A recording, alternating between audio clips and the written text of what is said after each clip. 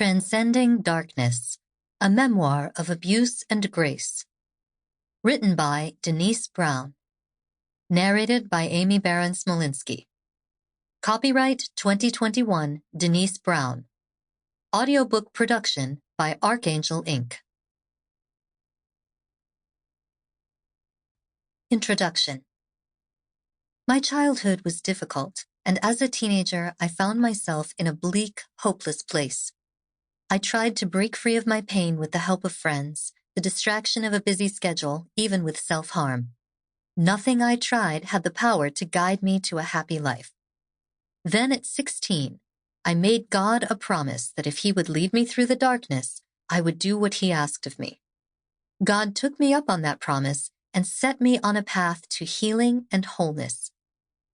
In college, I first heard His call to write my story. I began but did not finish it. Years went by and I had all but forgotten what God had asked of me. I was too busy, too preoccupied, and too ashamed of my past to resurrect my book for public critique. But God had not forgotten me and waited patiently until I was ready. In the fall of 2012, I attended a weekend-long Presbyterian church retreat for women.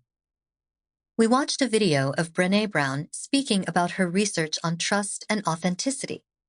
She spoke about being bold, about not being afraid of who you are. She said that people most respect those who are open and tell the truth of their story. I thought. The truth of my story. At the workshop, I felt God's pull in my heart. He was asking me to start working on my memoir again. But when I got home, I found that I was afraid that if I released my story to the public, that it might mar my reputation in the community and damage my practice beyond repair. So I let it be and went back to the fulfilling work of treating patients and raising my son with my husband. 2 years later, I picked up the book Halftime by Bob Buford after it was recommended as a must-read business book. I was surprised to discover that it was about figuring out what God's plan is for your life and career, a guide to reassessing one's trajectory at midlife. I realized, somewhat reluctantly, that God was asking me to change my life course slightly. I knew in my heart that He was asking me to make my memoir my half-time career, but I was still too busy and too worried about the potential ramifications to pick it up again. I began turning the idea of working on my story over and over in my head, weighing the pros and cons.